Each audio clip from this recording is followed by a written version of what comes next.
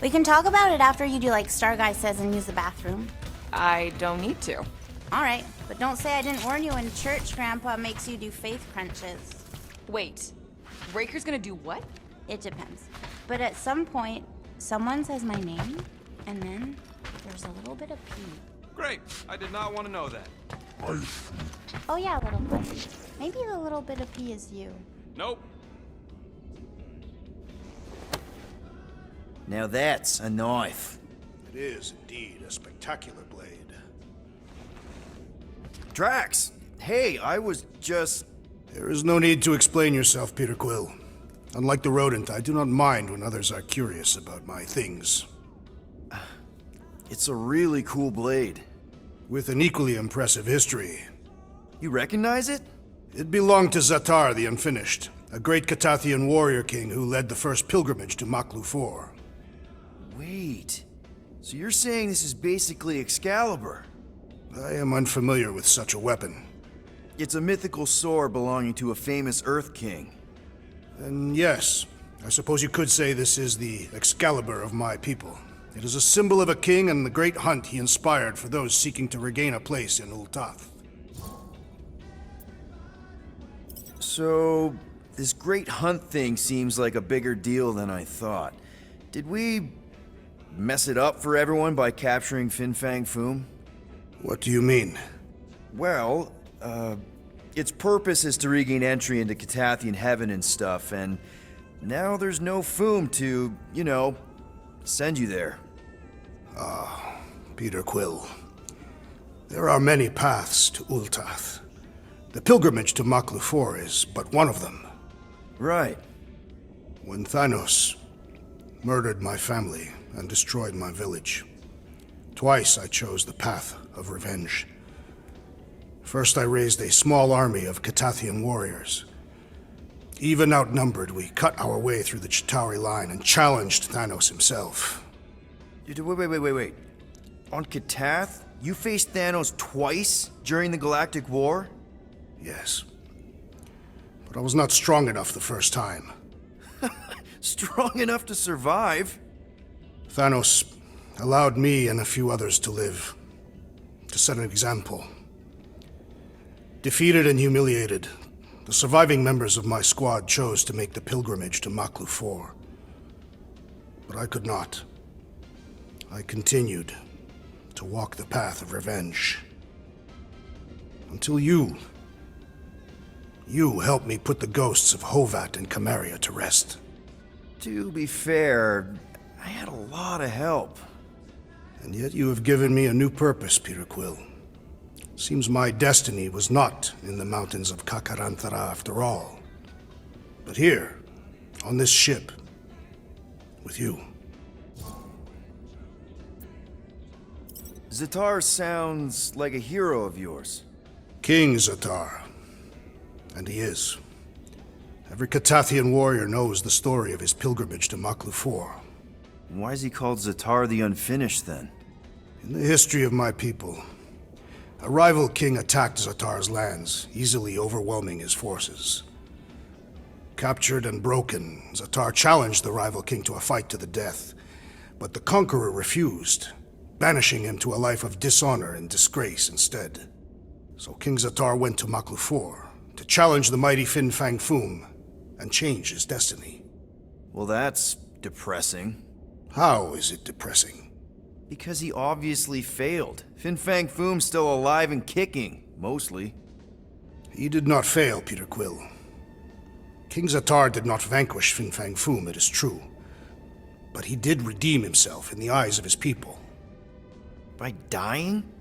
Not exactly a happy ending. By never giving up. A warrior only truly dies when he stops living. King Zatar proved that our stories, the records of who we were in life, are ours to shape. He could have died a coward who lost his place in Ultath, or he could do what I and many of my people believe he did. Change the ending of his story. Well, I'm glad you're here with us now. I can't guarantee where our path will take us, but hopefully somewhere with lots of money and comfort. I do not have a doubt in my heart, Peter Quill, that we will have moderate success. I'll accept moderate.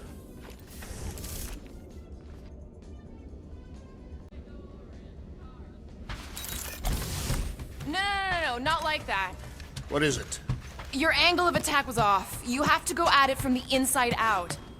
Peter Quill, spar with me. I think I'll pass. I wonder if he knows what it is. Mantis, Groot, hey. Hey, Star Guy. Shouldn't you be keeping this in the fridge since it came from Maclu? Just like you, Sir Groot. What did he say? Oh, just that with the right care, the plant you gave him can survive pretty much anywhere, even on spaceships. I can see why you'd want plants in space. It's so... Empty? Yes, dark. And gloomy and doomy. Blech. I prefer home to be on the ground. Aw, such a cutie. And if you can't go to your planet, make your planet come to you. Wait, does that make Little Fuzzy your maintenance mammal? Maintenance mammals? There were creatures like Rocket on your homeworld. Oh, yes. He says there were lots of little furry babies on Tolunia. Tolunia. You know, Planet X. Ah. But Little Fuzzy wasn't one of them. He's one of a kind. The maintenance mammals on Tolunia were servants to Groot's people. Gross.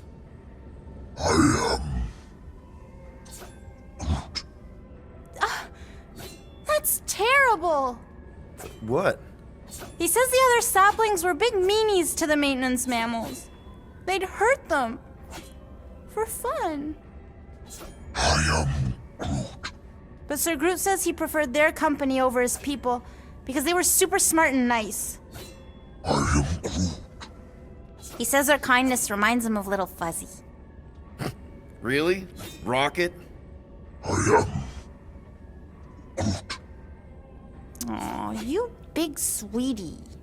He says he couldn't protect his friends on Planet X, but he can protect Rocket. He's lucky to have you, man. Hell, we're all lucky to have you.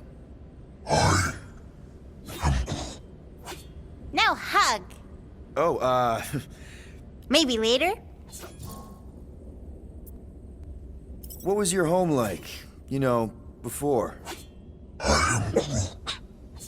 Beautiful.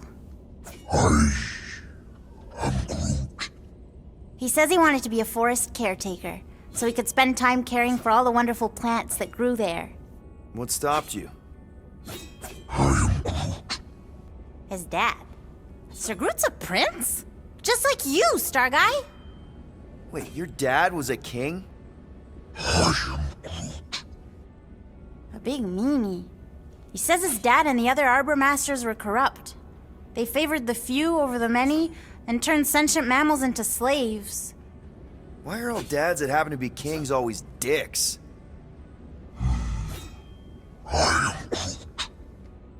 Yeah, power sucks. Even the wisest tree and purest water can be poisoned. Sir Groot says it's up to us to be the antidote. Gardening helps him find purpose and healing. I get it. My mom loved her garden. Me too. Well, if there's anything I can do to help you with your garden or make the Milano feel more like home, let me know. He says thank you, Pete.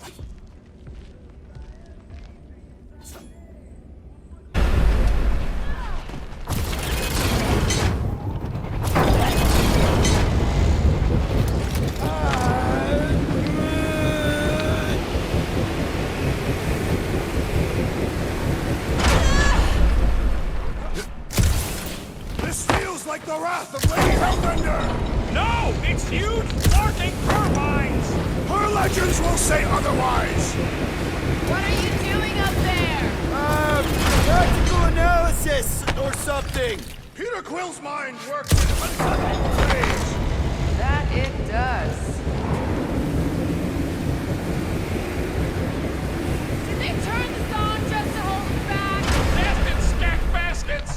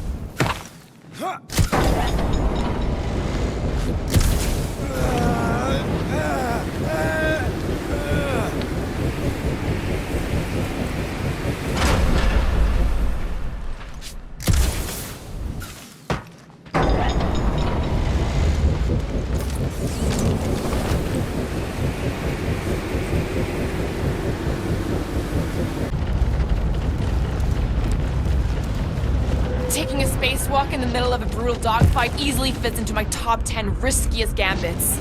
You should try moonwalking. I have walked on moons. I failed to see the- Backwards? Where are you going, Quill?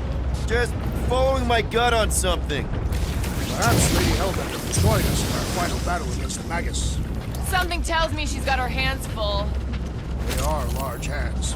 Strong hands. Yeah, I get it. Now that we have conquered food, there are other great beasts worthy of our hunt. Now where the flark is he going? It's called scouting, okay? It's a shame Lady Hellbender didn't have this kind of army to back us during the Galactic.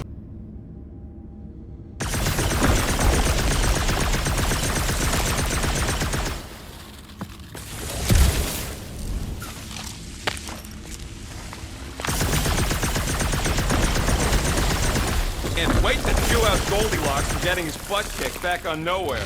It's unwise to insult your brothers in battle. That seems needlessly treacherous. I know, but it might pay off.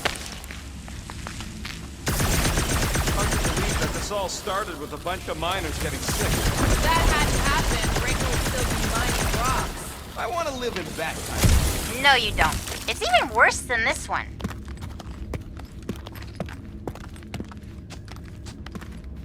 Whoa! Guys, it's like Christmas back here! What is Christmas? Are you in danger? I'm good!